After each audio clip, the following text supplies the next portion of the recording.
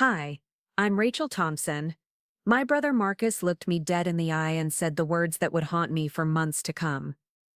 You're mentally unstable, Rachel. Everyone knows it. Just sign the papers and disappear like you always do. The papers he slid across the kitchen table weren't just any documents. They were the legal forms that would strip our Aunt Grace of her life savings, her home, and her dignity. Before we jump back in, tell us where you're tuning from, and if this story touches you, make sure you're subscribed, because tomorrow I've saved something extra special for you. All I had to do was add my signature, and my family would have complete control over everything she'd worked 73 years to build. My mother Karen sat beside him, nodding in agreement, while my father David tapped his fingers impatiently on the mahogany surface. "This is for the best," Mom whispered, but her eyes couldn't meet mine. I stared at those papers, then at Grace sitting in her wheelchair in the corner, confusion clouding her eyes as dementia slowly stole pieces of her mind. What happened next changed everything.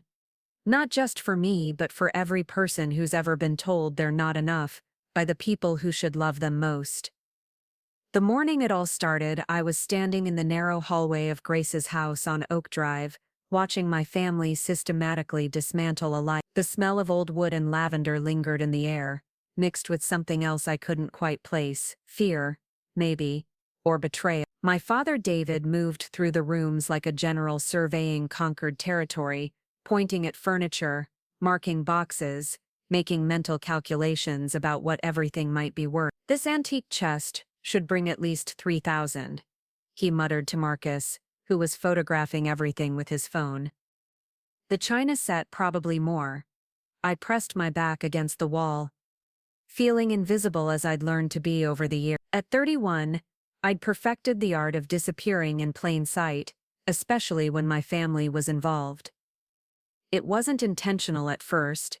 Somewhere along the way, staying quiet had become my default setting. When conversations got heated, I faded into the background. When decisions needed to be made, I let others take the lead.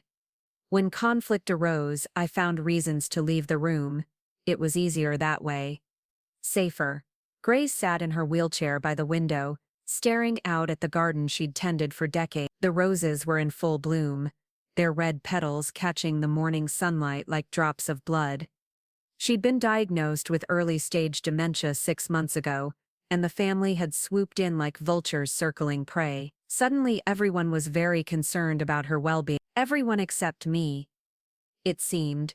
I was just the odd one out, the sister who'd never quite fit the mold they'd created for me. "Rachel, come here," David called, his voice carrying that tone of authority I'd learned to recognize and dread. I walked slowly to where he stood in the living room, surrounded by boxes and bubble wrap. He held up a legal document, the edges crisp and official-looking. "You need to sign this." I took the papers, scanning the dense legal language that seemed designed to confuse rather than clarify. Guardianship papers. Financial power of attorney, medical decisions, everything that would transfer Grace's autonomy to my father and brother. My throat felt dry as I read through the implications. "What exactly does this mean?" Marcus laughed, but there was no humor in it. "It means we're taking care of business while we still can. Grace isn't getting any better, and someone needs to make the hard decisions." He gestured around the room, at the lifetime of memories being packed away. "Someone responsible." The emphasis on that last word wasn't lost on me. In my family's mythology, I was the irresponsible one, the dreamer who'd never quite gotten her life together, the one who'd moved out at 18 and kept her distance ever since. They didn't know about the apartment I'd maintained for 8 years, or the steady job I'd built for myself, or the savings account I'd slowly accumulated. They didn't know about a lot of things. "I need to read this more carefully," I said, folding the papers. David's jaw tightened. "There's nothing to read, Rachel. It's standard legal language. We're protecting her assets from being mismanaged." "Mismanaged by who?" "By people who don't understand how the real world works." Mom's voice was soft but pointed. She'd been watching from the doorway, wringing her hands in that nervous way she'd perfected over the years. "You know how you are with money, sweetie. You've never been practical about these things. I wanted to ask what she meant by that, but I already knew. To them I was the girl who'd struggled in college, who'd changed majors twice, who'd moved back home briefly after graduation. They'd never bothered to learn about the woman I'd become since then. It was easier to keep me frozen in their memories as the confused 22-year-old who didn't know what she wanted to do with her life. Grace's voice cut through the tension, weak but clear. "Where's my jewelry box?" Everyone stopped what they were doing. Marcus and David exchanged glances. Mom stepped forward, her voice taking on that overly bright tone people use when talking to children or the elderly. "It's being put away safely, Grace. Don't worry about it." "I want to see it," Grace insisted, her hands gripping the arms of her wheelchair. "My mother's rings are in there." "We'll make sure everything's secure," David said, his tone final. "You don't need to worry about any of this." But Grace was worrying. I could see it in her eyes, the way they darted around the room, trying to track where her possessions were going. She might have dementia, but she wasn't stupid. She knew something was happening, something that felt wrong, and no one was explaining it to her in a way she could understand. I knelt beside her wheelchair, ignoring the disapproving looks from my family. "Grace, do you remember me? I'm Rachel." Her eyes focused on my face, and for a moment, the confusion cleared. "Rachel, David's youngest." "That's right, Grace. Do you want all your things to be moved right now?" She shook her head slowly. "I want to stay here. This is my home." The silence that followed was deafening. David cleared his throat. "Rachel, you're confusing her. She can't stay here alone. It's not safe." "But does she have to decide everything today?" "The paperwork needs to be filed this week," Marcus interjected. "The lawyers are waiting. We can't keep dragging this out." I looked at the papers in my hands, then at Grace, then at my family. 3 generations of Thompsons, and somehow I was the only one who seemed to think we were moving too fast. "What's the rush? She's not in immediate danger." "Rachel," David's voice dropped to that low, dangerous tone I remembered from childhood. "You're being emotional. This is a business decision. Grace needs professional care, and this house needs to be sold to pay for it. End of story." "But what if she doesn't want to sell?" "What she wants isn't relevant anymore." Marcus had stopped photographing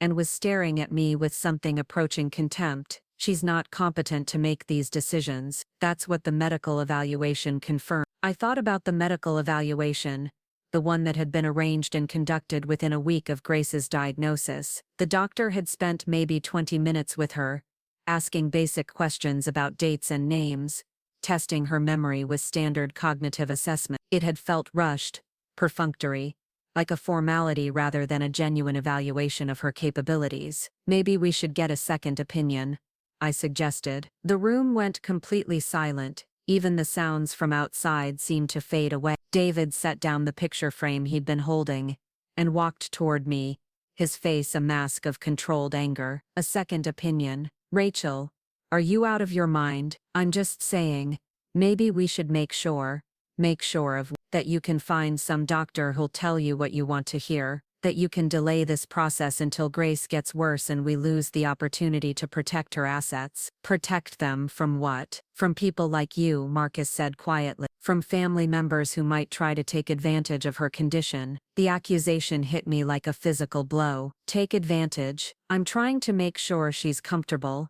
and that her wishes are respected." "Her wishes?" David laughed bitterly. "Rachel, she asked me yesterday if I was her brother. She forgot Karen's name last week. She can't remember what she had for breakfast, but you think she's capable of making complex financial decisions." I wanted to argue, but the truth was, Grace's condition was deteriorating. Some days she was sharp and clear, like she'd been moments ago. Other days she seemed lost in memories from decades past. But even people with dementia deserved to have their voices heard, didn't they? Even if those voices were sometimes confused or uncertain. "I'm not signing this today," I said, folding the papers and slipping them into my purse. The reaction was immediate and explosive. David's face turned red. Marcus started talking rapidly about legal deadlines, and Mom began crying quietly into her hand. It was like I'd committed the ultimate betrayal, suggesting that maybe, just maybe, We should slow down and think about what was best for Grace, rather than what was convenient for us. You're being selfish, David said, his voice tight with rage. You're putting your own feelings ahead of Grace's needs. I'm putting Grace's dignity ahead of your timeline. My timeline? Rachel, do you have any idea what it costs to maintain this house? Do you know how much the property taxes are? The utilities, the insurance? He was pacing now, his hands gesturing wildly. Do you have any concept of the financial pressure this family is under? I didn't answer, because I was beginning to understand that this wasn't really about Grace's well-being at all. This was about money, about assets, about turning an elderly woman's life into a financial transaction that would benefit everyone except her. I'm going to talk to Grace privately, I said, standing up. No, you're not. Marcus stepped between me and Grace's wheelchair. You're going to sign those papers or you're going to leave. Excuse me. You heard me.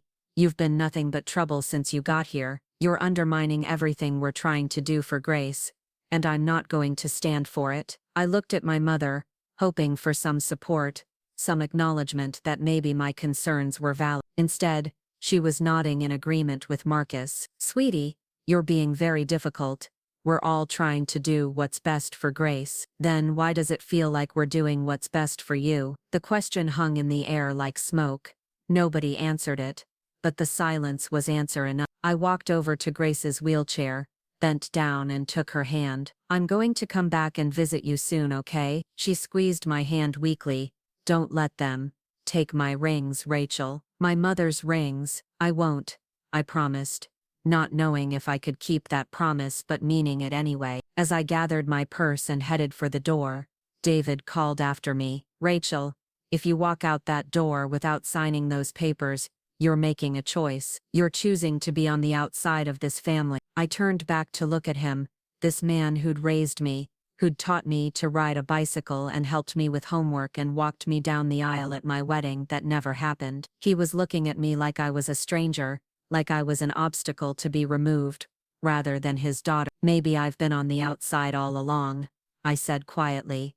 Maybe I just never realized it. I left Grace's house that morning with empty hands and a heavy heart. But as I drove through the familiar streets of Riverside, past the Starbucks where I'd spent countless hours studying, past the community center where I'd volunteered in high school, past all the landmarks of my childhood, I felt something I hadn't experienced in years. I felt anger, not the quick, hot anger that flares up and burns out, but the slow, cold anger that builds like pressure in a sealed container. For the first time in my adult life, I wasn't going to disappear. I wasn't going to fade into the background or find reasons to avoid conflict. I was going to fight for Grace, even if it meant fighting my own family, even if it meant they would never forgive me. What I didn't know that morning was that I already had weapons they couldn't imagine. Hidden in my small apartment on Pine Avenue were documents and credentials that would change everything. My family thought they knew who I was,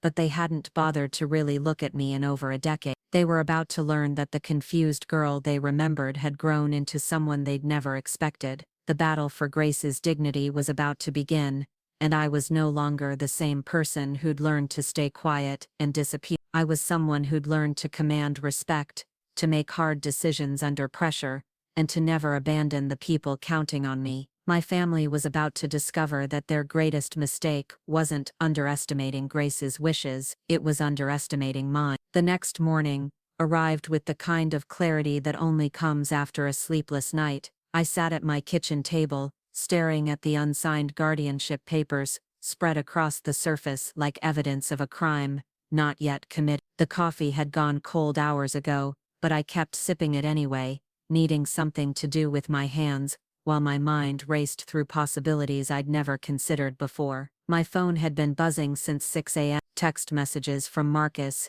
increasingly aggressive voicemails from David, and a series of wounded-sounding messages from Mom that somehow managed to make me feel guilty for refusing to participate in what felt like organized theft. I'd read them all, but I hadn't responded to any of them. For the first time in my life, I was letting my family wait for my answer instead of rushing to give them what they wanted. The apartment felt different in the morning light, smaller, maybe, but also safe. It was the first place I'd ever lived that truly belonged to me, without family opinions or expectations attached to every corner. The walls were painted a soft gray that reminded me of dawn over the ocean, and the furniture was simple but comfortable. Most importantly, it was quiet. No raised voices, no manipulation disguised as concern, no pressure to be someone I wasn't. I picked up the papers again, reading through the legal language with fresh eyes. The more I studied them,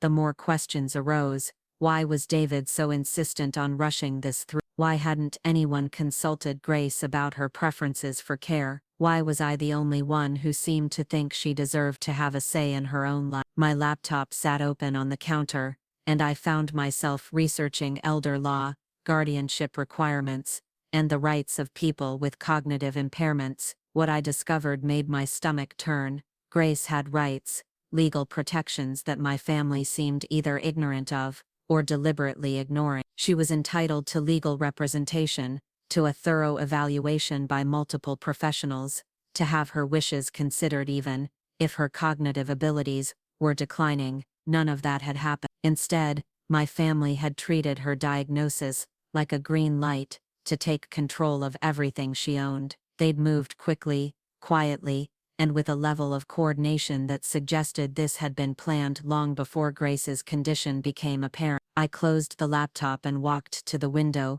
looking out at the street where I'd lived for 8 years without my family knowing much about my daily life. They knew I worked somewhere downtown, that I seemed to pay my bills on time, that I showed up for family gatherings when explicitly invited, but they didn't know about the career I'd built, the responsibilities I'd taken on, or the person I'd become when nobody was watching. The decision to keep my professional life private hadn't been conscious at first. It had started as a way to avoid the inevitable criticism and unsolicited advice that came with sharing anything meaningful with my family. Over time, it had become a form of protection. They couldn't dismiss or minimize something they didn't know about. My phone rang, interrupting my thought. The caller ID showed a number I didn't recognize, but something about it seemed familiar. I answered cautiously. Rachel Thompson. The voice was crisp, professional, with just a hint of warmth. Yes, this is Commander James Rodriguez from Naval Base San Diego. I hope I'm not calling at a bad time. My pulse quickened.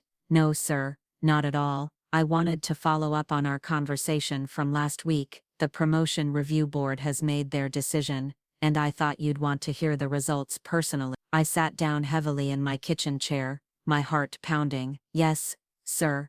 Congratulations, Admiral Thompson. The promotion is effective immediately. Your new assignment will be announced next week, but I wanted you to know that the board was unanimous in their decision. Your service record speaks for itself, Admiral Thompson. The words echoed in my mind like a prayer I'd been too afraid to say out loud. After 15 years of service, starting as an enlisted sailor and working my way up through the ranks, I'd finally achieved something that felt impossible when I'd first walked into the recruiting office at 19. Thank you, sir.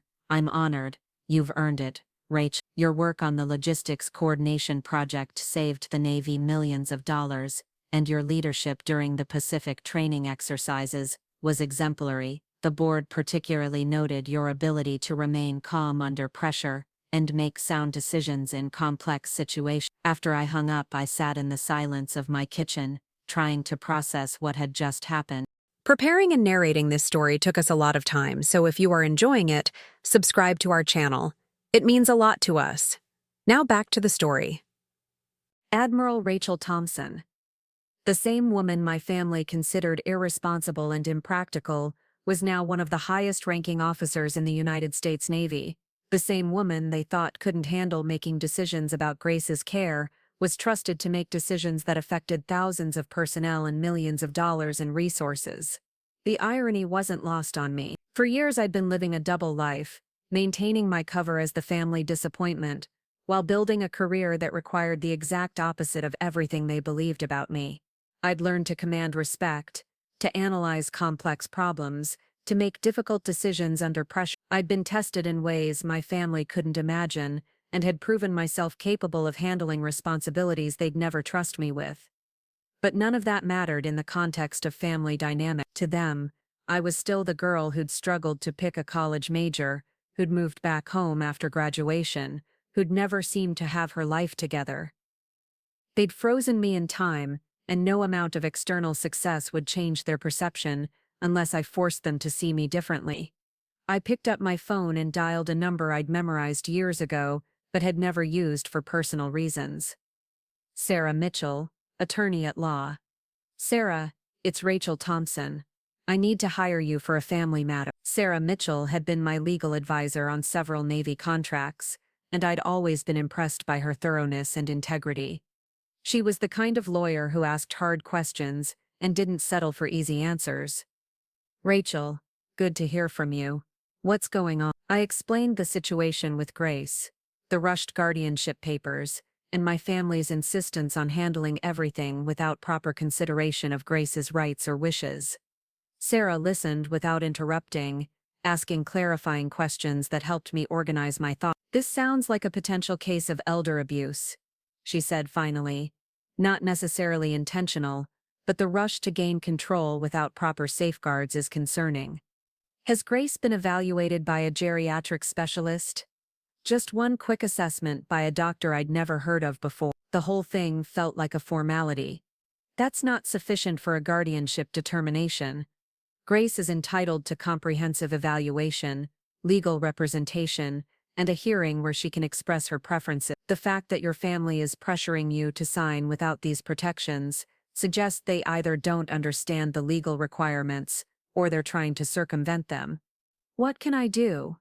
First, don't sign anything. Second, I need to file a motion to delay any guardianship proceedings until Grace has proper legal representation and a thorough evaluation. Third, we need to document everything that's happened so far, including any attempts to pressure you or Grace into signing documents. How long will this take? Depends on the court schedule and how much your family wants to fight it. But Rachel, you should know that challenging your family on this is going to create significant conflict. Are you prepared for that? I thought about Grace sitting in her wheelchair, asking about her mother's rings. I thought about my father's dismissive attitude and Marcus's contempt. I thought about the years I'd spent avoiding confrontation, keeping the peace, letting them make decisions around me and about me without my input. I'm prepared. Good. Can you meet me this afternoon? I'll need to review any documentation you have and discuss strategy. After I hung up, I felt something I hadn't experienced in years.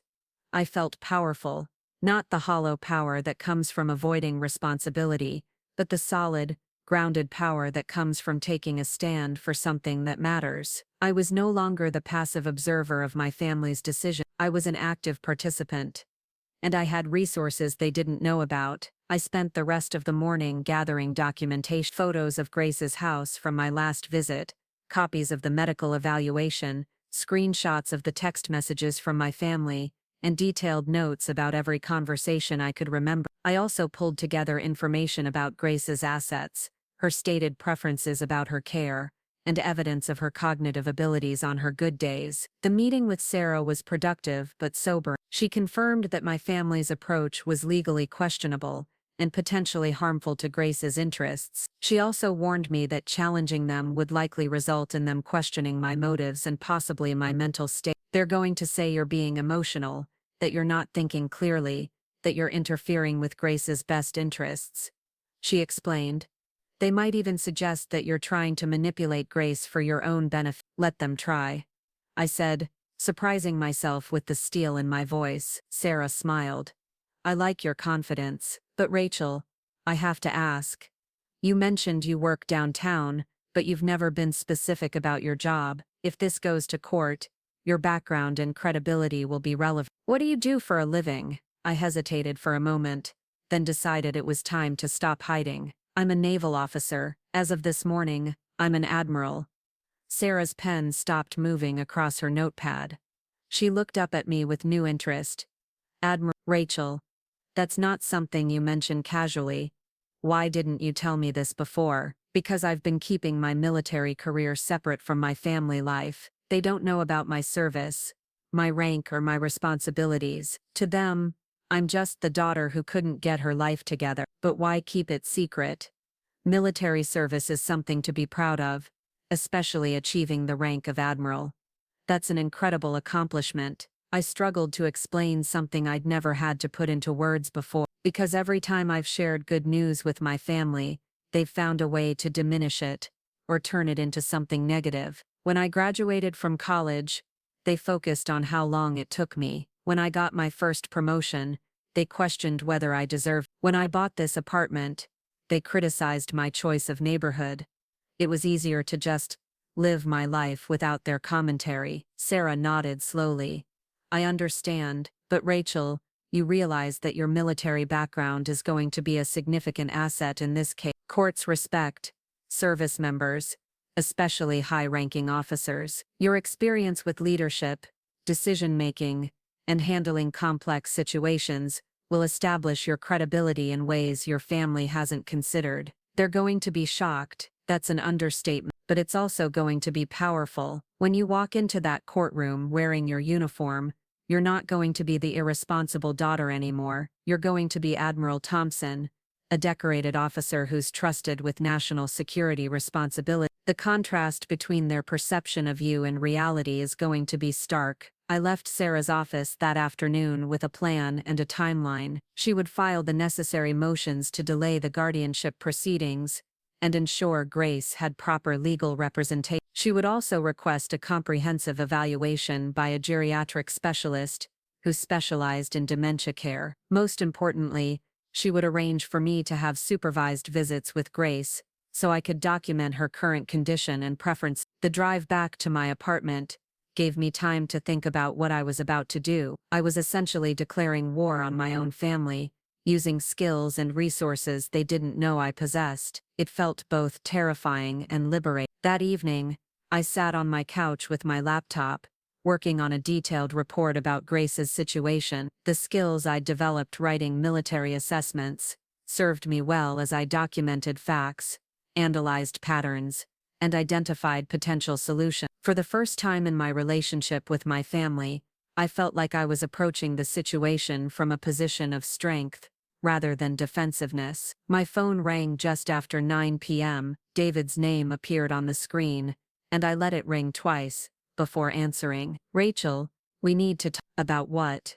About your behavior yesterday, about your refusal to sign the guardianship papers, about your apparent desire to make this situation more difficult than it needs to be. His tone was controlled, but I could hear the anger underneath. David, I'm not making anything difficult. I'm asking questions that should have been asked before now. Questions? Rachel, you're questioning a medical diagnosis made by a qualified physician. You're questioning legal advice from an attorney. You're questioning the judgment of people who have Grace's best interests at heart. Are you sure they're her best interests, or are they your best interests? The silence that followed was loaded with tension. When David spoke again, his voice was colder than I'd ever heard it. I'm going to pretend you didn't just accuse me of exploiting our elderly aunt for personal gain. I'm not accusing you of anything. I'm asking you to slow down and make sure Grace's voice is heard in decisions that affect her life. Grace's voice. Rachel, she asked me yesterday if I was her husband. She's been calling me by our father's name for the past week. She doesn't have a voice anymore, and pretending she does is cruel to everyone involved. She has good days and bad days. On her good days, she's still Grace. Don't those days count for something? They count for false hope and prolonged suffering. Rachel, you're being naive about the reality of dementia. It doesn't get better, it only gets worse. The kindest thing we can do is make decisions while she's still relatively stable. The kindest thing we can do is involve her in those decisions and respect her dignity as a human being. Her dignity, David's voice rose slightly. Rachel, there's no dignity in forgetting your own name. There's no dignity in needing help with basic functions. There's no dignity in becoming a burden to the people who love you. She's not a burden, she's family. She's a responsibility, a financial and emotional responsibility that requires adult decision-making, not wishful thinking. Then maybe you should start treating me like an adult. Another silence, this one stretched longer, filled with 31 years of accumulated tension and misunderstanding. Rachel, I'm going to ask you one more time, sign the guardianship papers. Let us handle this situation appropriately. Focus on your own life, and let the adults in this family make the hard decisions. And if I refuse, then you'll have made your choice. You'll have chosen to prioritize your feelings over Grace's well-being. You'll have chosen to create family conflict instead of family unity. You'll have chosen to be on the outside looking in. Maybe I've always been on the outside. Maybe I just never noticed before. Maybe you have. Maybe that's been the problem all along. The call ended, and I sat in my quiet apartment, processing what had just happened. My father had essentially given me an ultimatum: submit to his authority, or be cut off from the family. It was a power play he'd used before, but this time it felt different. This time, I wasn't a confused 22-year-old who needed his approval to feel valid. This time, I was a naval admiral who'd earned respect through competence and leadership. I walked to my closet and pulled out my dress uniform, the one I'd worn to promotion ceremonies and formal Navy events. The fabric was crisp, the insignia polished, the fit perfect. Tomorrow I would meet with the geriatric specialist Sarah had arranged. Next week I would appear in court to advocate for Grace's rights, and when I did, I wouldn't be wearing civilian clothes and hoping my family would finally see me as capable. I would be wearing the uniform of a United States Admiral, and they would see exactly who I'd become while they weren't paying attention. The battle for Grace's dignity was about to begin in earnest,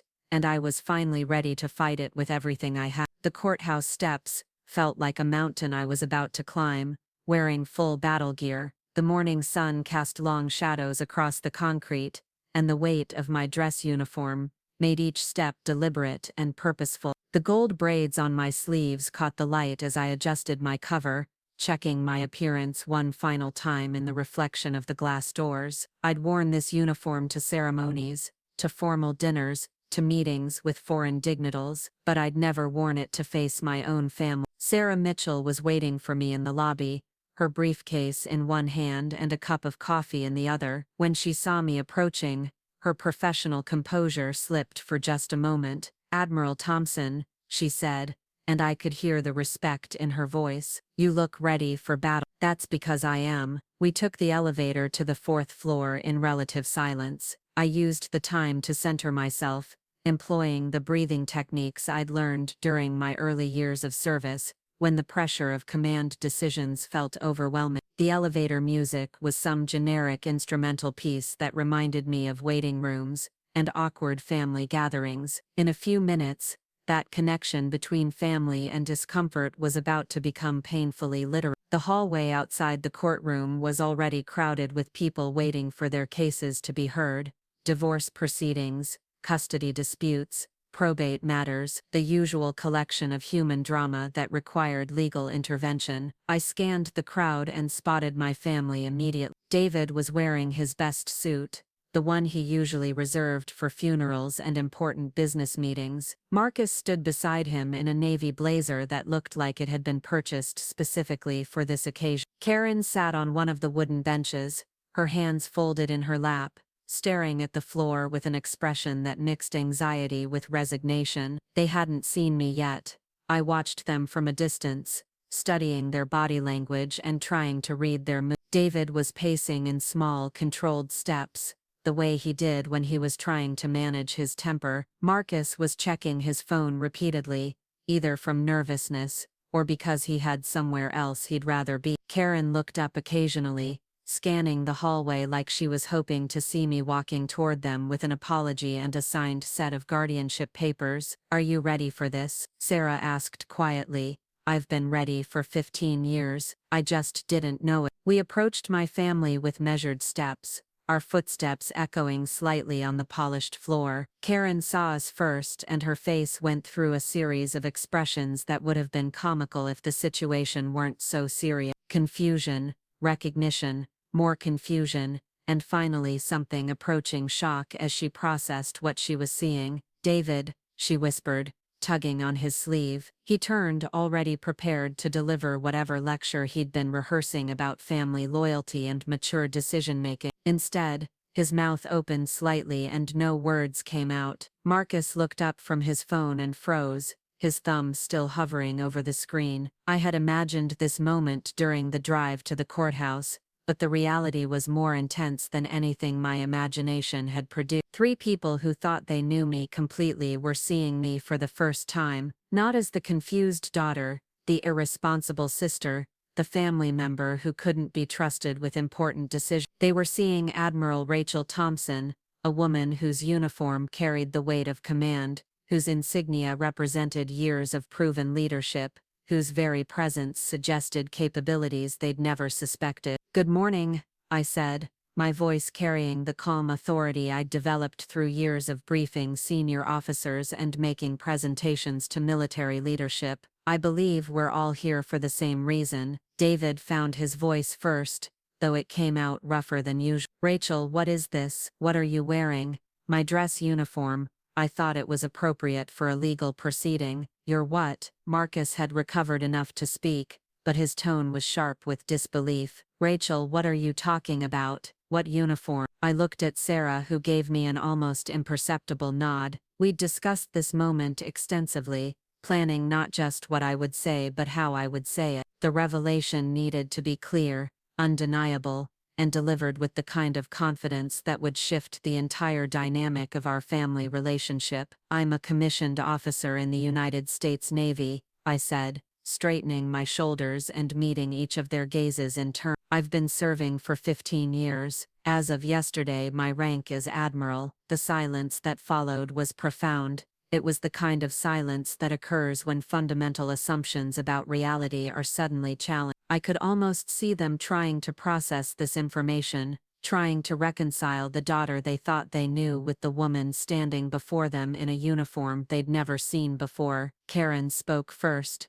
her voice barely above a whisper. "Navy. Rachel, when did you join the Navy?" 8 months after I graduated from college, the same time I moved out and got my own apartment. "But you said you worked downtown. You said you had an office job." "I do work downtown. Naval Base San Diego is downtown. And I do have an office, though it's a bit different from what you probably imagined." David had been staring at my uniform with the intensity of someone trying to solve a complex puzzle. "Admiral, Rachel, that's not possible. You don't just become an admiral overnight." "You're right. It took 15 years of service, multiple deployments, advanced training, and consistent performance evaluations. It's not something that happens by accident." Marcus was shaking his head slowly, like he was trying to wake up from a strange dream. "This is insane. You're telling us you've been in the military for 15 years and never mentioned it." "Not once. I mentioned it. You just weren't listening." When did you mention?" I thought back to the family gatherings over the years, the brief conversations about work and career plans, the casual questions about my life that had never been followed up with genuine interest. When I talked about being deployed overseas, when I mentioned training exercises, when I said I couldn't make Christmas dinner because I was on duty, you heard what you wanted to hear and ignored the rest. "Deployed overseas." Karen's voice was getting higher, more strained. "Rachel, when were you deployed overseas?" 3 times. The Persian Gulf, the Mediterranean, and the Pacific. The longest deployment was 8 months. 8 months? When were you gone for 8 months? 2 years ago, when you called me irresponsible for missing Dad's birthday party. The pieces were starting to come together for them, and I could see the recognition dawning in their faces. All those times I'd been unavailable for family events, all those occasions when they'd criticized my priorities or questioned my commitment to the family, I'd been serving my country in ways they'd never bothered to understand. David had regained some of his composure, but his voice still carried an edge of uncertainty.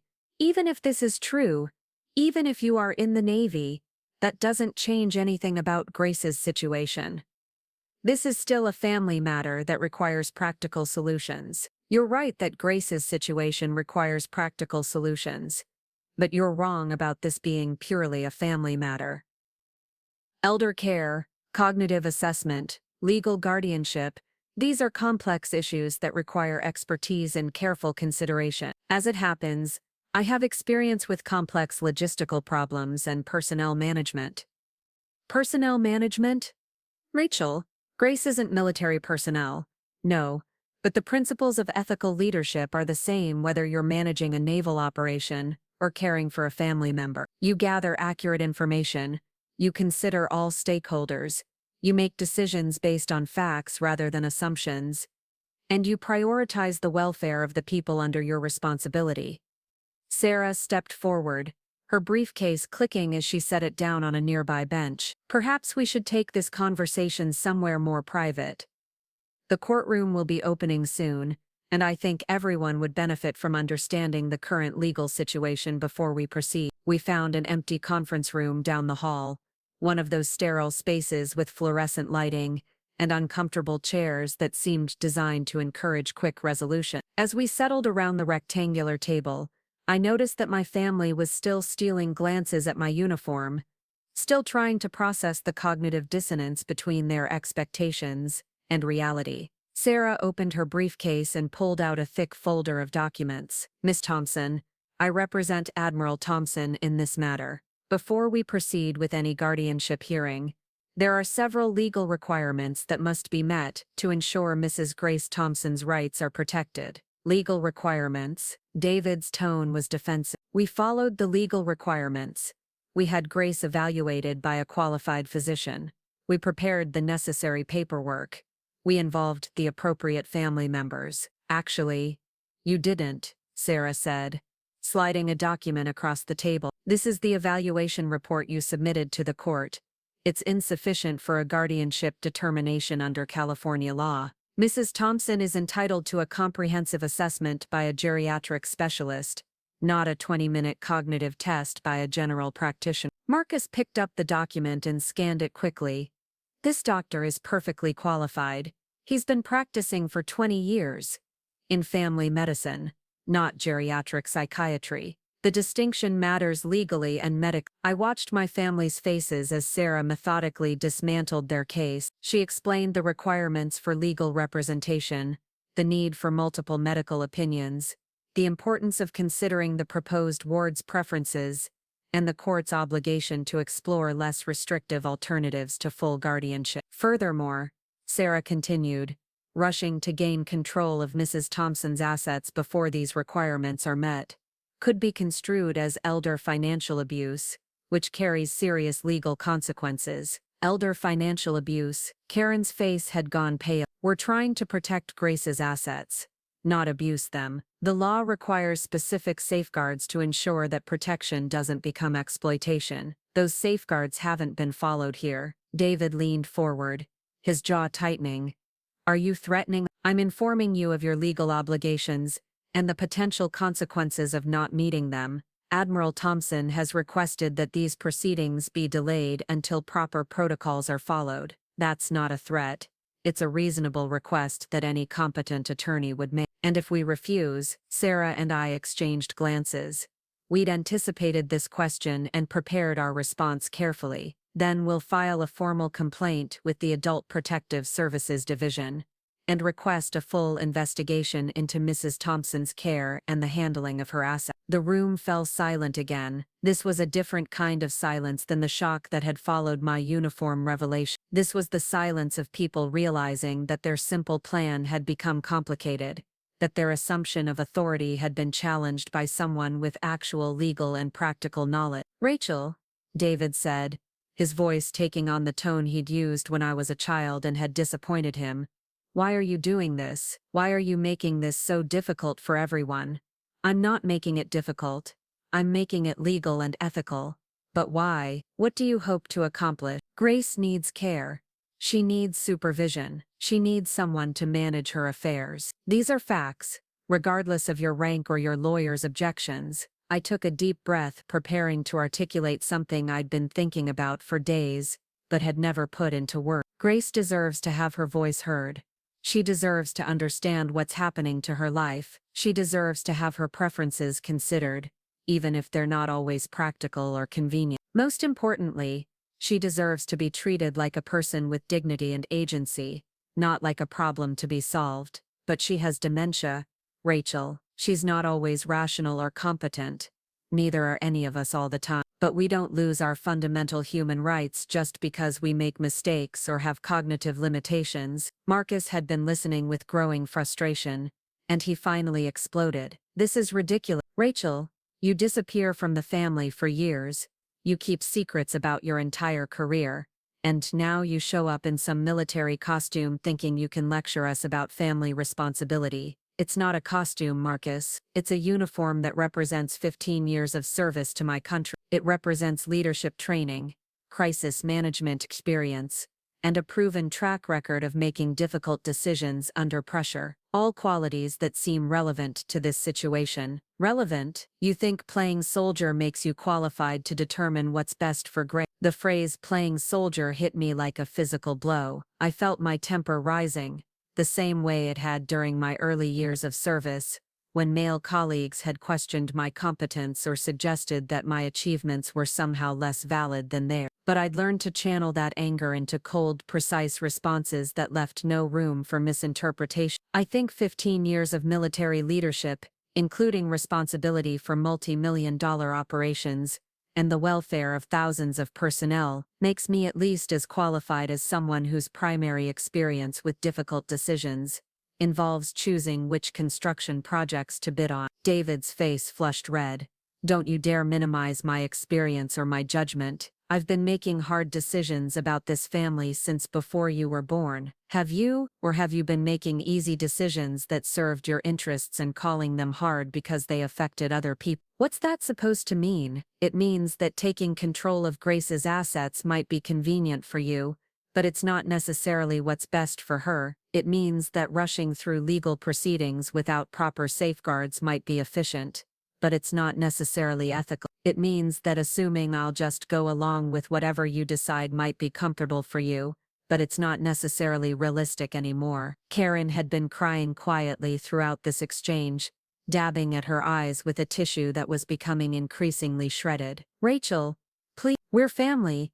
We shouldn't be fighting like this. We should be working together to help Grace. I agree completely, but working together means respecting each other's input and following proper procedure. It means treating Grace like a person whose opinions matter, not like a burden to be managed. But what if her opinions don't make sense? What if she wants something that's not safe or practical? Then we have conversations with her about alternatives. We involve professionals who specialize in dementia care. We explore compromises and gradual transitions. We don't just override her wishes because they're inconvenient. Sarah had been taking notes throughout our discussion, and she looked up from her legal pad. I think we need to refocus on the immediate legal issues. The court hearing is scheduled to begin in 30 minutes. Mr. Thompson, are you prepared to proceed without proper legal representation for Mrs. Thompson and without the required medical evaluation? David looked at Marcus, then at Karen, then back at Sarah. I could see him calculating the risks and benefits of different courses of action. He was a practical man who understood that fighting a battle you couldn't win was worse than negotiating a compromise you could live with. What are you proposing?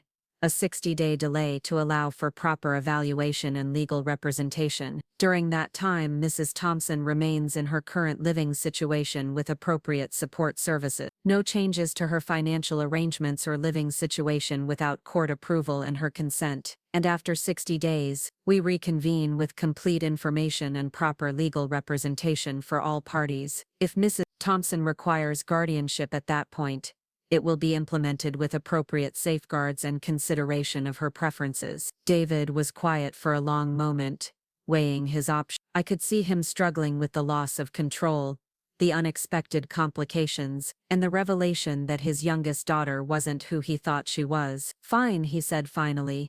60 days, but Rachel, this doesn't change the fundamental issue. Grace still needs care, and this family still needs to make practical decisions about her future. You're right, but now we'll make those decisions the right way, with proper information and legal protection. As we gathered our papers and prepared to present our agreement to the judge, I felt something I hadn't experienced in my relationship with my family before. I felt like an equal partner rather than a junior member whose opinions were optional. It wasn't a complete victory, but it was a beginning. The courtroom was smaller than I'd expected, with wooden benches that reminded me of a church and fluorescent lighting that made everyone look slightly ill. Judge Robert Hayes was a thin man in his 60s with reading glasses that he kept adjusting as he reviewed our documentation. When he called our case, we approached the bench as a group. My uniform drew curious glances from other people waiting for their cases, but I kept my focus on the judge and the legal proceeding. Your Honor, Sarah began,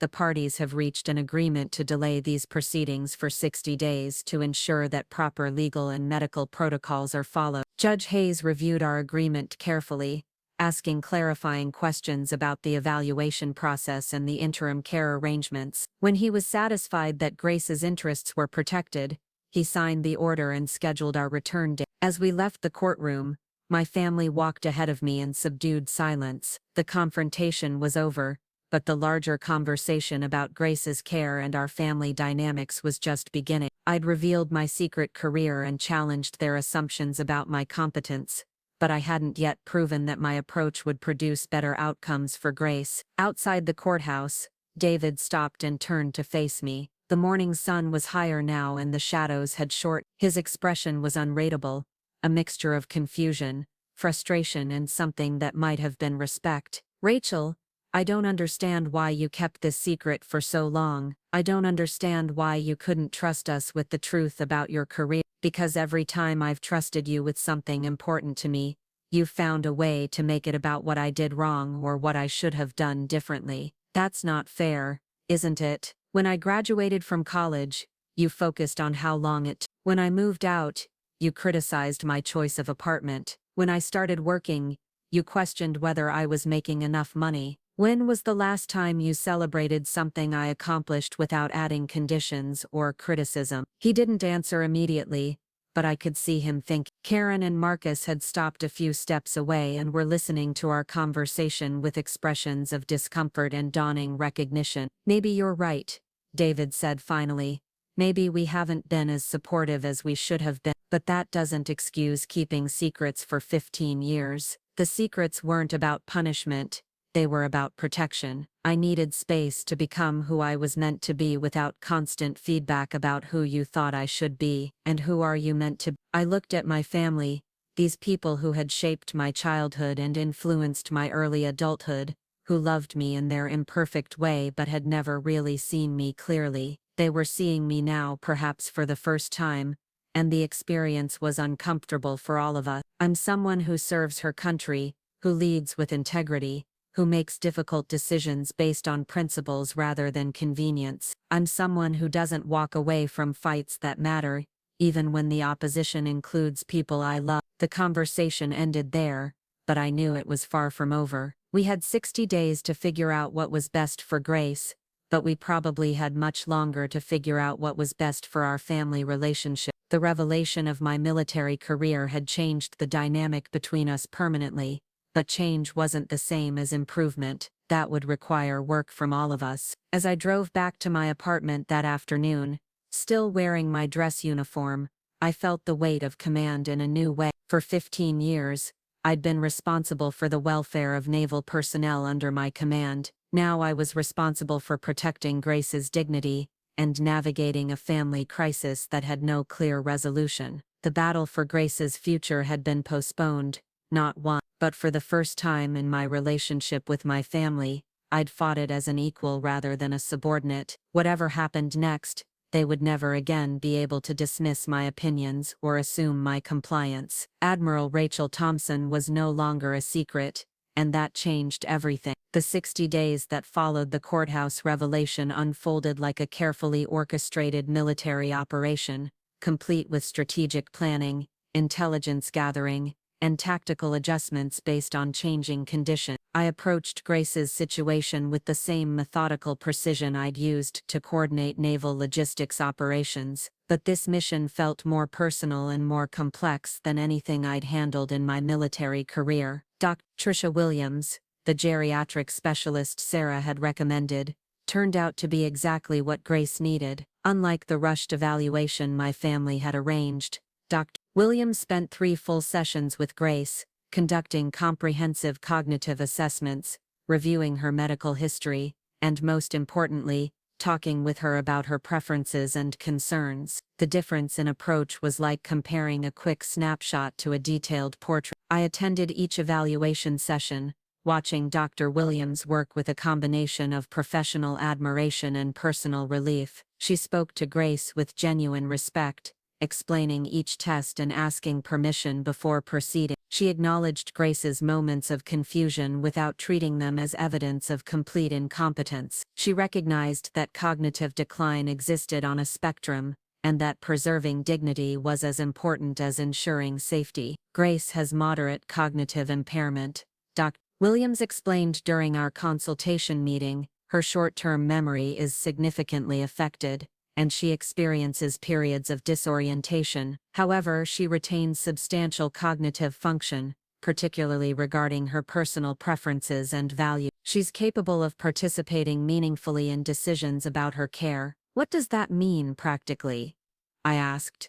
It means she can express preferences about where she wants to live, who she wants to help her, and how she wants to spend her time. Those preferences should be honored whenever possible, with appropriate safeguards for her safety and well-being. The report Dr. Williams prepared was thorough and nuanced in ways that highlighted the inadequacy of the original evaluation. She recommended a limited guardianship focused specifically on financial management and major medical decisions, while preserving Grace's autonomy in daily living choices. She also suggested a gradual transition plan that would allow Grace to remain in familiar surroundings, while receiving increased support services. Armed with this professional assessment, I began implementing what I privately called Operation Grace. The first phase involved upgrading her home environment to make it safer and more supportive. I arranged for grab bars in the bathroom, better lighting throughout the house, and a medical alert system that would summon help if she fell or experienced a medical emergency. I also hired Jennifer Park,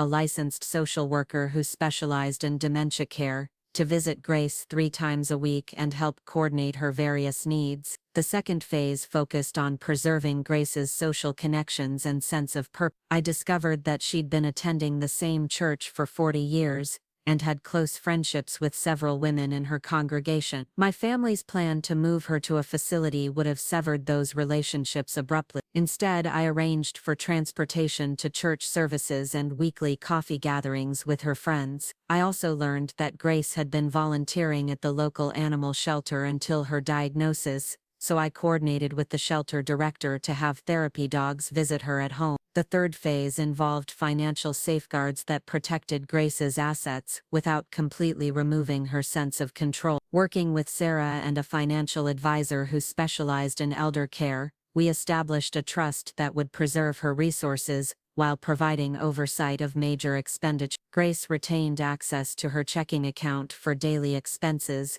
but gained protection against financial exploitation or poor decision-making during periods of confusion. Throughout this process, my family watched from a distance with a mixture of skepticism and grudging admiration. They'd agreed to the 60-day delay, but they hadn't agreed to my approach or my methods. David called weekly to check on progress and offer unsolicited advice. Marcus sent text messages questioning the cost of various services I'd arranged. Karen visited Grace occasionally, though she seemed uncomfortable with the increased activity and professional involvement in what she still considered a family matter. The tension came to a head during the monthly family dinner at my parents' house, a tradition I'd been avoiding for months, but felt obligated to attend given our recent legal proceedings. I arrived still wearing my Navy working uniform, having come directly from a base meeting about my new assignment as Admiral. The sight of me in military attire at their dinner table seemed to unsettle everyone involved. "So what exactly is your new job?" Marcus asked as we sat around the familiar dining room table where I'd eaten thousands of meals as a child. "Admiral sounds impressive, but what do you actually do?" "I oversee strategic planning and resource allocation for Pacific Fleet operations. I'm responsible for coordinating logistics and personnel assignments across multiple naval installations." "That sounds complicated," Karen said, passing the mashed potatoes with nervous energy. "Do you work long hours?" "The hours vary depending on operational requirements. Sometimes it's a standard schedule, sometimes I'm on call for emergencies or time-sensitive decisions." David had been cutting his steak with more force than necessary, and I could tell he was building up to something. Rachel, all this military experience is interesting, but it doesn't necessarily qualify you to make medical decisions for an elderly woman with dementia. You're right, that's why I'm not making medical decisions. I'm facilitating a process where qualified professionals make recommendations, Grace's preferences are considered, and appropriate safeguards are implemented, but you're spending a fortune on specialists and services that may not be necessary. Williams charges $400 per session, the social worker costs $200 per visit, the home modifications cost thousands. Meanwhile, a good nursing facility would provide all the care Grace needs for a fraction of the expense to whom? The nursing facility would cost Grace her entire life savings within 2 years. The home-based care preserves her resources, while keeping her in familiar surroundings with people she knows and trusts. Marcus set down his fork and leaned forward.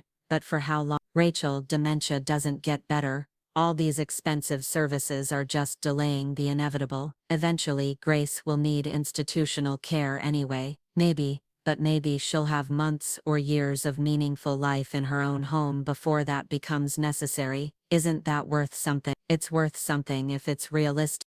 But you're creating an expensive fantasy that can't be sustained indefinitely.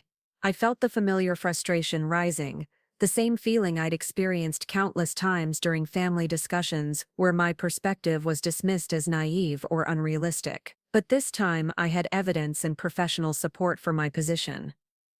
Dr. Williams believes Grace can remain in her home safely for at least 12 to 18 months, with appropriate support services. The financial analysis shows that home-based care is actually more cost-effective than institutional care during that period. The social worker reports that Grace's cognitive function has improved slightly since we implemented the new care plan. Improved? David's tone was skeptical. Rachel, you can't improve dementia. That's not how it works. You can't cure dementia, but you can optimize cognitive function through environmental stability, social engagement, and appropriate medical management. Grace is less confused when she's in familiar surroundings with consistent caregivers. She's more cooperative with medical treatment when it's explained to her clearly, and she's involved in decisions. She's happier when she maintains relationships with people who matter to her. Karen had been listening with an expression of growing concern. But what happens if she gets worse, suddenly? What if she wanders off or falls or has a medical emergency? The same things that could happen in a nursing facility. The difference is that we've prepared for those possibilities with medical alert systems, regular check-ins, and emergency response plans. We're not eliminating risks, we're managing them while preserving her quality of life. The conversation continued through dessert, with my family raising every possible objection to the care plan I'd developed. Their concerns weren't entirely unreasonable, but they were based on assumptions about what was practical, affordable, and sustainable that didn't match the reality of Grace's situation or resources. Finally, David pushed back from the table and crossed his arm. Rachel, I'm going to ask you directly. What's your endgame gear? What do you hope to accomplish with all these expensive interventions? I hope to give Grace the opportunity to live out her life with dignity, autonomy, and connection to the people and places she loves. I hope to demonstrate that cognitive decline doesn't automatically strip someone of their right to have preferences and make choices. I hope to prove that with proper planning and professional support, home-based care can be both safer and more humane than institutional placement. And when that becomes impossible, when Grace reaches the point where she needs 24-hour supervision and specialized medical care, then we'll make different decisions based on different circumstances, but we'll make them with Grace's input and with full consideration of her preferences and values. Marcus shook his head slowly. This is exactly what I was afraid of. Rachel, you're so determined to prove your point that you're losing sight of practical reality. You're spending Grace's money on your own guilt and need to be the hero. The accusation stung because it contained just enough truth to be uncomfortable.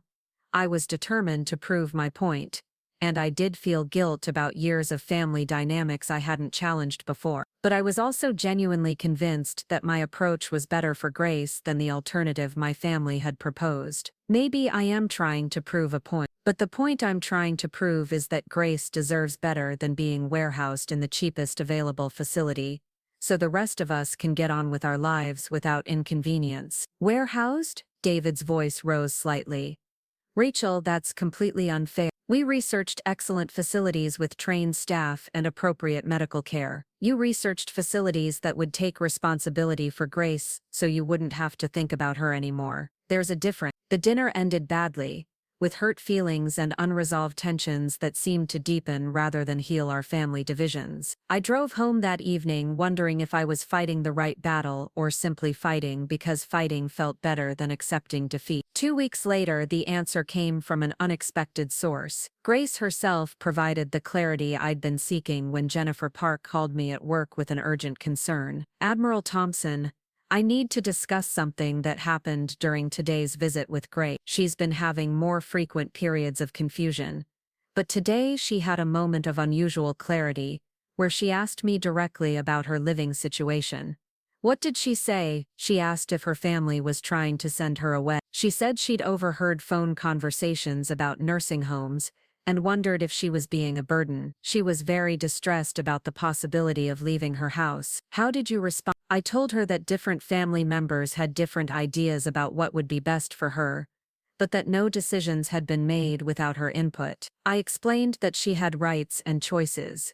Even with her diagnosis, she seemed relieved, but she asked me to make sure you knew how she felt. And how does she feel?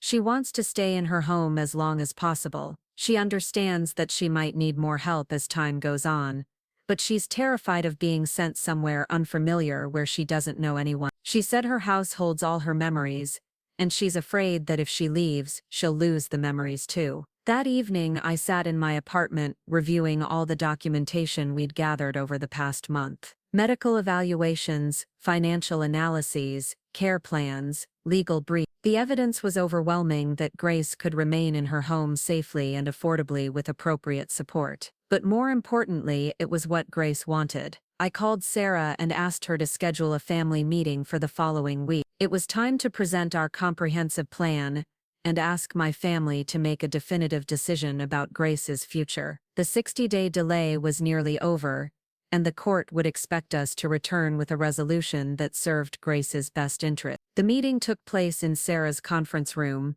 with all the key players present. My family arrived looking like they were attending a business negotiation rather than a discussion about elderly care. Williams presented her medical findings, the financial advisor explained the cost comparisons, and Jennifer Park described Grace's current functioning and preferences. When the presentations were complete, Sarah opened the floor for questions and discussion. The room was quiet for several minutes, as everyone processed the information they'd heard. Finally, David spoke. This is all very thorough and professional, but I still have concerns about the long-term sustainability of home-based care. What happens when Grace needs more intensive support? We address that when it happens, I replied. The care plan includes regular reassessments and provisions for increased services as needed. If institutional care becomes necessary, we'll implement it gradually, and with Grace's involvement in choosing the facility. And if she refuses to cooperate with increased services or facility placement, then we'll work with geriatric psychiatrists and social workers who specialize in those situations. There are ways to help people with dementia accept necessary changes without traumatizing them or overriding their autonomy completely. Marcus had been taking notes throughout the meeting, and he looked up from his notepad with a frustrated expression. Rachel, you're asking us to trust a process that could take years and cost hundreds of thousands of dollars. What if it doesn't work? What if Grace gets hurt or her condition deteriorates faster than expected? What if it does work? What if Grace lives comfortably in her home for the next 2 years and maintains her relationships and sense of identity? What if she dies peacefully in familiar surroundings, surrounded by people who know and love her? Isn't that possibility worth the risk and expense? Karen had been crying quietly throughout the meeting, and she finally spoke through her tears. "I just want what's best for Grace. I don't want her to suffer or be afraid or feel abandoned. But I also don't want our family to be torn apart by fighting about her care." "Mom, we don't have to be torn apart. We can work together to support Grace and each other. But that requires everyone to respect her preferences and the professional recommendations we've received." The debate continued for another hour, covering the same ground we'd been arguing for months. But gradually I sensed a shift in the room's dynamics. My family was beginning to accept that my approach was not only feasible but potentially superior to their original plan. The turning point came when Dr. Williams addressed the room directly. "I've been treating patients with dementia for 20 years, and I can tell you that the quality of care Grace is receiving at home exceeds what she would receive in most institutional settings. The continuity of caregivers, the familiar environment, and the preservation of her social connections are significant factors in maintaining cognitive function and emotional well-being." "But what about the cost?" David asked. "The cost is comparable to a high-quality memory care facility, but with better outcomes for the patient. From a purely financial perspective, Admiral Thompson's plan makes sense. From a medical perspective, it's optimal. From a family perspective, it honors Grace's preferences and maintains her dignity." When the vote was finally taken, it was unanimous. My family agreed to support the home-based care plan for an initial period of 12 months, with regular reassessments and modifications as needed. The limited guardianship would be established with me as the primary guardian, but with David and Marcus serving as co-guardians for major financial decisions. As we left the conference room that afternoon, David pulled me aside. "Rachel, I want you to know that I respect what you've accomplished here. I may not agree with all your methods, but I can't argue with the results. Thank you, that means more than you know. I also want to apologize for underestimating you, not just recently, but for years. We've been seeing you as the person you were at 22 instead of the person you became. We all make mistakes when we assume we know everything about the people we love. Yes, we do, but some mistakes have bigger consequences than others." The final court hearing was scheduled for the following week, but it was now a formality rather than a battle.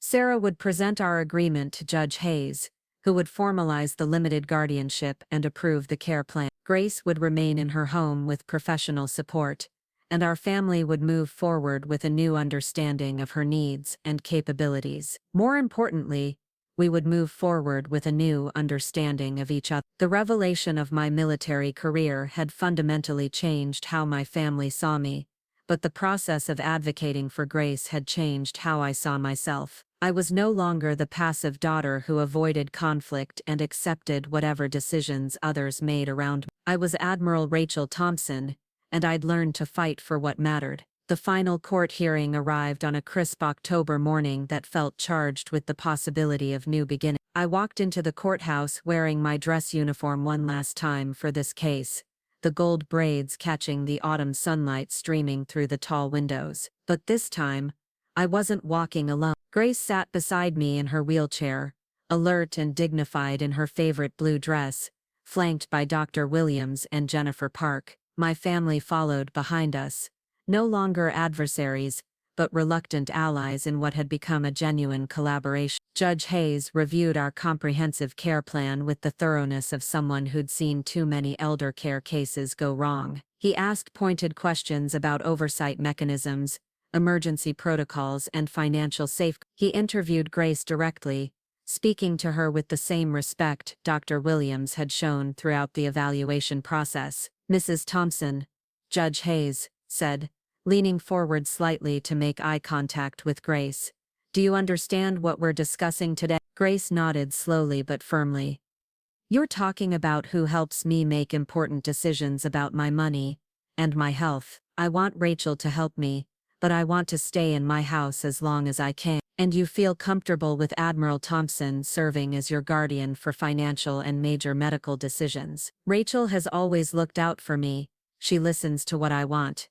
The others," Grace glanced toward David and Marcus, then back to the judge, "they mean well, but they think I should do what's easiest for them." The honesty of her response surprised everyone, including me. Even in her cognitive decline, Grace had perceived the fundamental difference between my approach and my family. She understood that I'd fought to preserve her choices while they'd fought to eliminate them. Judge Hayes signed the guardianship order, but it was unlike anything my family had originally envisioned. The limited guardianship gave me authority over major financial decisions and medical emergencies, but it explicitly preserved Grace's autonomy in daily living choices. She retained control over her checking account, her social activities, and her living arrangements as long as they remained safe and appropriate. As we left the courthouse that morning, Grace reached up from her wheelchair and took my hand. "Thank you for not letting them send me away," she whispered. "Thank you for trusting me to help you stay." The months that followed became a testament to the power of personalized care and family cooperation when it's properly structured. Grace thrived in ways that surprised even Dr. Williams. Her confusion episodes became less frequent and less distressing. Her mood improved dramatically. She maintained her friendships, continued attending church, and even resumed limited volunteer work at the animal shelter. The key was stability and respect. Jennifer Park's visits provided consistent support without being intrusive. The home modifications eliminated most safety hazards without making the house feel institutional. The financial safeguards protected Grace's assets while preserving her sense of independence. Most importantly, everyone involved treated her like a person whose opinions mattered rather than a problem to be managed. My family's transformation was equally remarkable. David began visiting Grace weekly, not to check on her care, but to simply spend time with her. He discovered that she retained detailed memories of his childhood and enjoyed sharing stories he'd forgotten. Marcus brought his children to visit their great-aunt, giving them the opportunity to know her while she could still recognize and respond to them. Karen perhaps changed the most dramatically. She'd always been uncomfortable with conflict and had retreated from Grace's care crisis, rather than engage with the difficult decisions involved. But as she watched Grace flourish under the new care plan, she became an active supporter of the home-based approach. She started coordinating with Jennifer Park to ensure Grace's social needs were met, and began advocating for similar approaches when friends faced elder care decisions. My own relationship with my family evolved in ways I hadn't anticipated. The revelation of my military career had forced them to reconceive their understanding of my capabilities, but the process of caring for Grace had shown them my values and priorities in action. They'd seen me make difficult decisions with integrity, manage complex logistics effectively, and balance competing interests fairly. More importantly, I'd learned to trust them with the truth about my life and work. I began sharing stories about my naval service, my responsibilities as an admiral, and the challenges of military leadership. They began asking genuine questions about my career and expressing pride in my achievement. For the first time in years, our family gatherings felt like celebrations rather than obligations. The transformation wasn't without challenges. Grace's condition did continue to decline gradually, requiring adjustments to her care plan and increasing levels of support. There were medical scares, periods of increased confusion, and moments when the stress of caregiving tested everyone's patience and resources. But each challenge was met with the collaborative approach we'd developed. When Grace fell in her bathroom and broke her wrist, we implemented additional safety measures rather than using the incident as justification for institutional placement. When she began having difficulty managing her medications, we arranged for a nurse to visit daily, rather than arguing that she needed constant supervision. The financial costs were significant, but they were manageable within Grace's resources and sustainable over time. More importantly, the emotional costs of our original family conflict had been replaced by the satisfaction of working together toward shared goals. 18 months after the final court hearing, Grace celebrated her 75th birthday in her own home,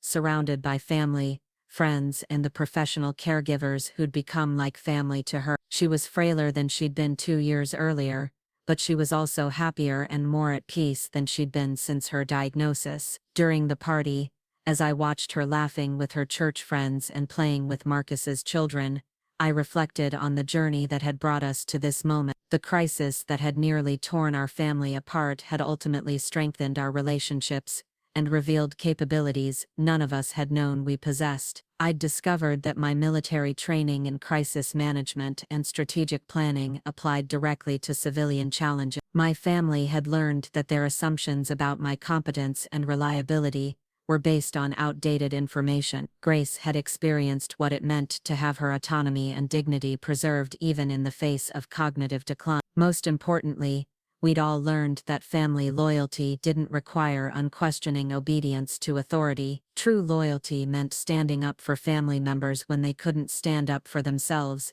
even when doing so created conflict with other family members. 3 months after Grace's birthday celebration, she developed pneumonia that progressed rapidly despite aggressive treatment. She died peacefully in her own bedroom, holding my hand, with David and Karen sitting nearby and Marcus reading to her from her favorite song. Jennifer Park had coordinated with hospice services to ensure she was comfortable and pain-free during her final days. Her funeral was held at the church she'd attended for 40 years, with a congregation that knew and loved her as a person rather than as a patient. The pastor spoke about her kindness, her faith, and her strength in facing adversity with grace. Her friends shared memories of her volunteer work, her generous spirit, and her ability to find joy in simple pleasure. During the reception following the service, David approached me with an expression of deep emotion. "Rachel, I want you to know that Grace died the way she wanted to live, in her own home, surrounded by people who loved her, maintaining her dignity and autonomy until the end. That wouldn't have happened without your intervention. It wouldn't have happened without all of us working together.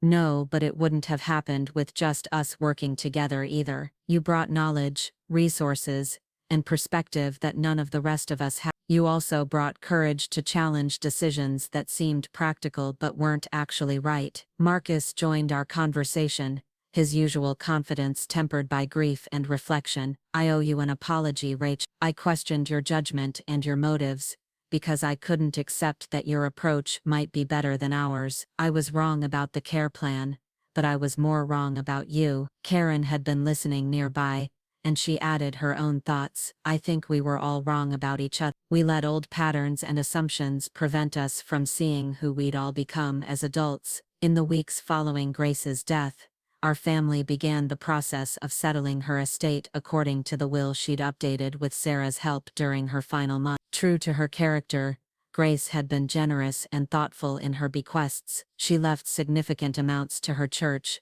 the animal shelter, and a dementia research foundation. She also established a fund to help other families afford home-based elder care. Her personal possessions were distributed according to her specific wishes, documented during her lucid moments with Jennifer Park's assistance. I received her jewelry box, the one that had contained her mother's rings and held so many memories. David inherited her house, which he decided to donate to a nonprofit organization that provided transitional housing for veterans. The final legal proceedings were completed 6 months after Grace's death, but the impact of our family's transformation continued to ripple outward. David began volunteering with the Veteran Housing Organization and served on their board of directors. Marcus and his wife established a scholarship fund for students pursuing careers in geriatric care. Karen became an advocate for elder rights and frequently spoke at community organizations about the importance of preserving autonomy for aging family members. As for me, I continued my naval service with a new understanding of how military leadership principles applied to civilian family challenges. I also began speaking at military family support groups about the importance of maintaining connections with extended family and not letting career demands completely separate service members from their roots. The Admiral uniform I'd worn to court had served its purpose as a symbol of authority and competence, but the real uniform I'd earned through this experience was the knowledge that I could stand up for my principles even when doing so meant confronting people I loved. I'd learned that respect was something to be claimed rather than waited for, and that family loyalty sometimes required challenging family decisions. 2 years after Grace's death, I received news of another promotion that would make me one of the youngest officers ever to achieve my new rank. This time, when I called to share the news with my family, their response was immediate and enthusiastic. David insisted on hosting a celebration dinner. Marcus offered to coordinate with my base command to arrange leave time, and Karen began planning a party that would include Grace's old friends who'd become like extended family. The girl who'd once hidden her achievements to avoid criticism had become a woman who shared her successes with people who genuinely celebrated them. The family that had once dismissed her capabilities had become allies who supported her goals and valued her contribution. Grace's legacy lived on not just in the charitable funds she'd established or the memories we cherished, but in the family relationships she'd inadvertently helped us rebuild. By standing up for her dignity and autonomy, I'd discovered my own strength and voice. By working together to support her choices, we'd all learned to respect each other's perspectives and capabilities. The battle for Grace's future had ended with her peaceful death in her own home, surrounded by love and dignity. But the war for family understanding and mutual respect had been won by all of us, together. Standing in my apartment that evening, looking at Grace's jewelry box on my dresser, and my Admiral insignia hanging in the closet, I realized that both symbols represented the same truth. The most important battles aren't always fought on distant seas or foreign shores. Sometimes they're fought in conference rooms and courthouses, in family gatherings and hospital rooms, wherever people stand up for principles that matter more than comfort or convenience. Grace had taught me that dignity isn't something you lose when you age or face illness. It's something you fight to preserve for yourself and others, regardless of the cost or the opposition you face. The Admiral uniform had given me the authority to fight that battle, but Grace had given me the reason to fight it. In the end, that was the most valuable lesson of all. Up next, you've got 2 more standout stories right on your screen. If this one hit the mark, you won't want to pass these up. Just click and check them out.